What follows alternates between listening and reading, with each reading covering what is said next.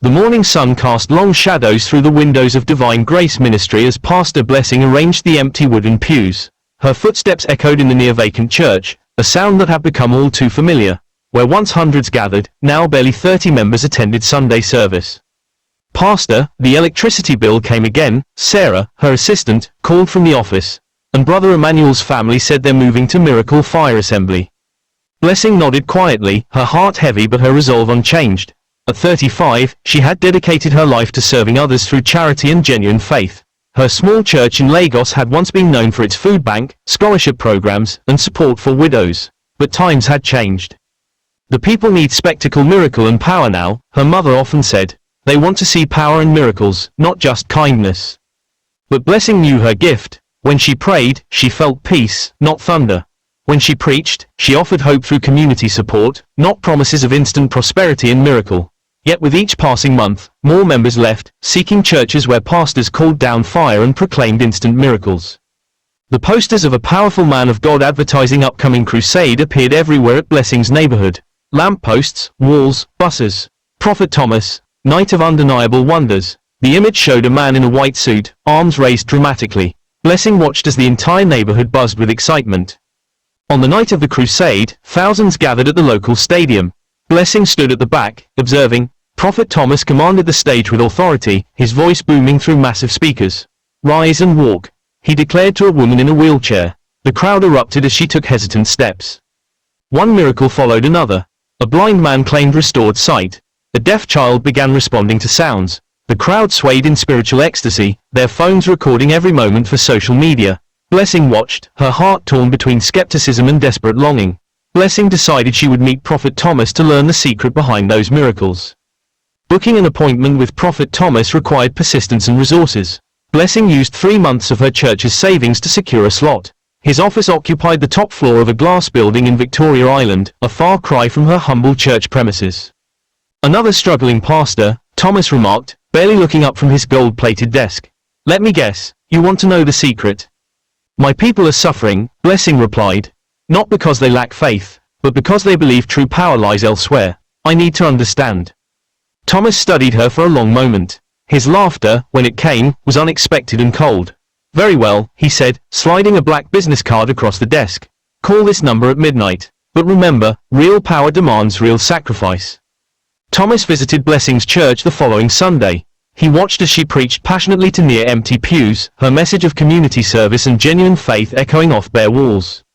"Now you understand," he said afterward. "The modern church needs modern solutions. Are you ready to learn?"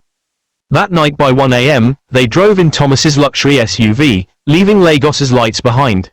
They reached and parked beside a mighty sea stretched before them, dark and mysterious. Thomas explained the rules, an ancient ritual, a meeting with spiritual forces, a pact that would change everything. They removed their clothes and Thomas brought out 2 strange seeds which they swallowed before diving into the mighty sea. The seed gave them power swim and sink beneath the sea. Blessing hesitated at the water's edge. "Is this the only way?" "Power is power," Thomas replied. "How you use it is your choice." On reaching beneath the sea, Blessing saw many powerful and respected men of God in the country in a round-table meeting with the forces of darkness and Queen of the Coast. The Queen revealed that Blessing will marry a demon here and will build a secret altar for the demon. She will make love with the demon before going to preach in the church. The more she sleeps with the demon, the more power she gets. She was also told to sacrifice young men to the demon. She will sleep with many young men as possible and they will die within few weeks after. The following months saw Divine Grace Ministry transform. Blessing services became theatrical productions. She called out names and addresses she couldn't naturally know. She described visions that left people astounded. The empty pews filled. One church building became 3. She built a massive church that can accommodate over 50,000 worshippers. Local newspapers carried headlines, "Pastor Blessing, Lagos's miracle worker." Social media exploded with testimonials. The food bank and scholarship programs continued, but they were overshadowed by the spectacle of supernatural displays. Yet each triumph came with a price. Secret rituals, midnight meetings, strange demands that grew increasingly darker. Blessing rationalized each step. Wasn't she helping more people now? Weren't more souls being saved? Within a year, Divine Grace Ministry became an empire. Blessing opened branches across Nigeria. Her face appeared on billboards and television screens. Politicians sought her endorsement. Business tycoons requested private consultations. Her prophecies never failed. Those seeking wealth found it, though often through questionable means. The sick received healing, though sometimes temporarily. Her power grew with each passing month, as did the darkness in her private moments. Young men sought her attention, drawn by her fame and apparent power. She knew their fate but convinced herself it served a greater purpose. The empire needed sacrifice to grow. Any man who sleeps with Pastor Blessing dies after few weeks of sleeping with her. The more young men she sacrifices to the demon, the more powerful she becomes. The demon gave Blessing a difficult assignment, and the assignment was Blessing must make love with a virgin boy who will die after few days. She was instructed to complete the assignment within 3 days. The assignment came during one of her midnight rituals. 3 days to complete an impossible task. Blessing's empire teetered on the edge as she desperately sought to fulfill the requirement. On the 3rd day, she thought she'd found her solution.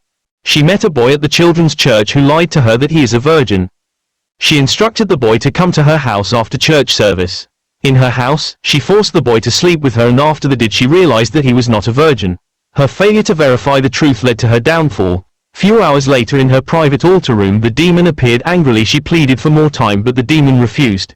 As she is still pleading, the demon struck her with lightning flashed outside. Blessing faced the consequences of her choices.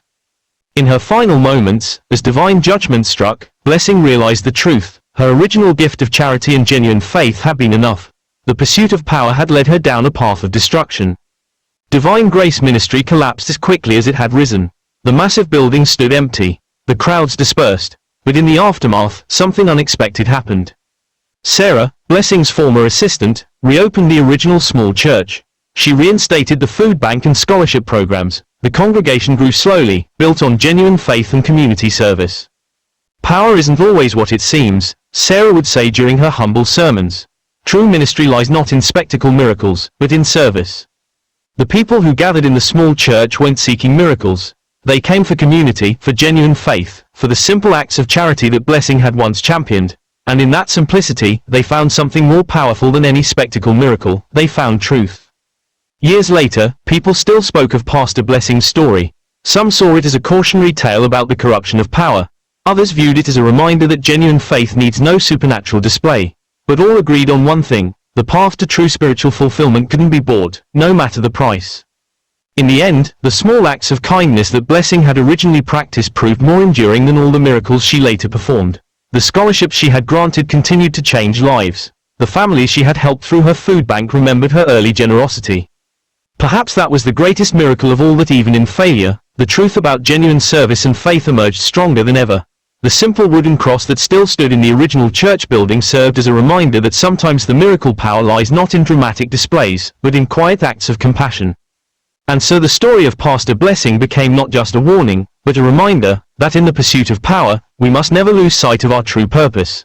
For in the end, it's not the size of the congregation or the magnitude of the miracles that matter, but the sincerity of our service and the truth in our hearts.